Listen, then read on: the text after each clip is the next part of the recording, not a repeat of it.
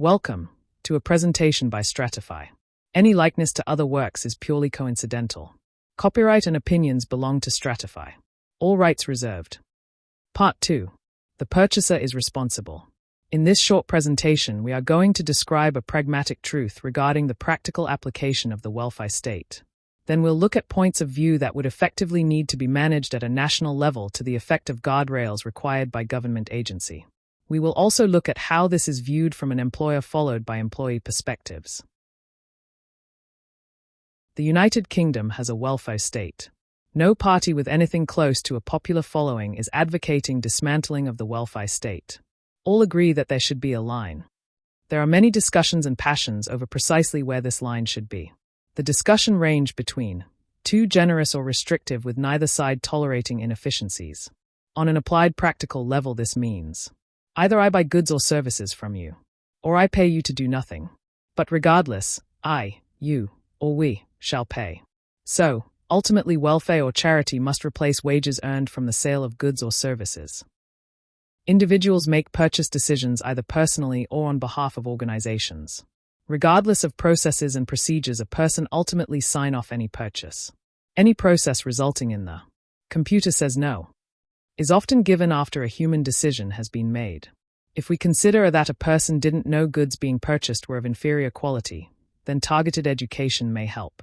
If a purchaser doesn't care for quality in a transaction, we run the risk of product straight to recycle or landfill. So policed national standards on imported goods or offshored labor with restrictions are required to combat this mindset or lack of time to consider. The market destruction at a local level happens where a collective of cheap imported purchases are made, delegating the resultant welfare costs across the many.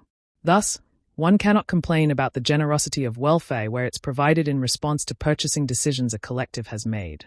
Yes, the market should decide, but unless suitable levels of education are reached and quality managed, ignorance prevails and Adam Smith's invisible hand is deformed. At best, product labeling is deliberately obtuse. Often it is hidden away. Sometimes we might get a union flag for marketing purposes, but then with a caveat or specific designed in the United Kingdom. But the presence of the flag is enough to imply more than appropriate.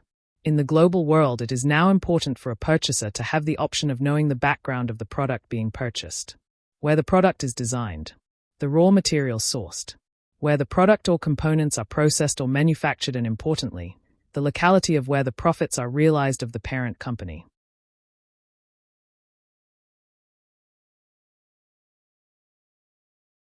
So, to drive the point home, the purchaser is responsible at a community level for buying international goods that put local suppliers and high street retailers out of business.